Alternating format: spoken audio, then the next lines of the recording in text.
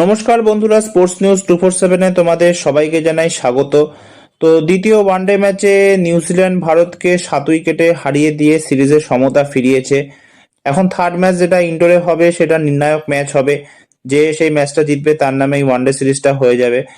তো এই ভিডিওতে আমরা এটাই আলোচনা করব যে দ্বিতীয় ওয়ানডে ম্যাচে হারের পর ভারত অধিনায়ক শুভমান গিল পোস্ট ম্যাচ প্রেজেন্টেশনে এসে কি বলেছে। তো চলো বেশি দেরি না করে মূল ভিডিওতে ফেরা যাক। আমরা মিডল ওভার্স গুলোতে একটা উইকেট তুলতে পারিনি। 5 জন ফিল্ডার ভিতরে রেখে যদি মিডল ওভার্স গুলোতে নিয়মিত উইকেট না পাওয়া যায় তাহলে ম্যাচ নিয়ন্ত্রণ করা খুবই কঠিন হয়ে যায়।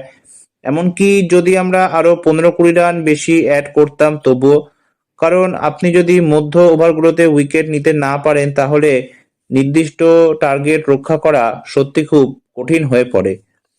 এই ধরনের উইকেটে একবার যদি কোনো পার্টনারশিপ গড়ে ওঠে তাহলে সেট হওয়া ব্যাটসম্যানেরই বড় ইনিংস খেলতে হয়, কারণ নতুন ব্যাটসম্যানদের জন্য এখানে এসে সহজে রান করা কিন্তু সহজ নয়।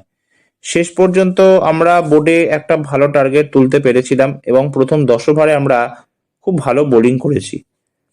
বোলিংয়ে আমরা যে শুরুটা পেয়েছিলাম তাতে আমাদের লক্ষ্য ছিল ওদের রান চেপে ধরা এবং চাপ তৈরি করা, কিন্তু আমার মনে হয় মিডল ওভার্স গুলোতে ওরা সত্যি খুব ভালো ব্যাটিং করেছে।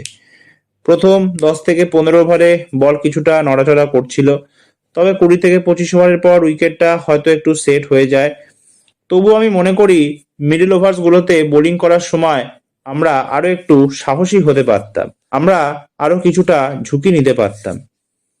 ফিল্ডিং এর কথা বলতে গেলে আগের ম্যাচেও আমরা কয়েকটা সহজ সুযোগ হাতছাড়া করেছি।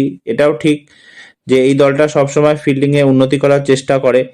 এটা এমন একটা দিক যেটাতে আমরা প্রতিনিয়ত আরো ভালো হওয়ার চেষ্টা করছি। কিন্তু হ্যাঁ, এই ফরম্যাটে যদি আপনি আপনার সুযোগগুলো কাজে লাগাতে না পারেন তাহলে তার ফল ভোগ করতেই হয়, কারণ এতে ম্যাচ হার নিশ্চিত হয়ে যায়। তো এই ভিডিওটা এতটাই। ভালো লাগলে প্লিজ ভিডিওটা লাইক, শেয়ার আর চ্যানেলটা সাবস্ক্রাইব করতে ভুলবে না। ভিডিওটা কেমন লাগলো প্লিজ কমেন্ট করতে ভুলবে না। তো আর একটা নতুন ভিডিও নিয়ে তোমাদের সামনে আমি আবার উপস্থিত হবো। ততক্ষণ ভালো থেকো, সাবধানে থেকো, সুস্থ থেকো। ধন্যবাদ।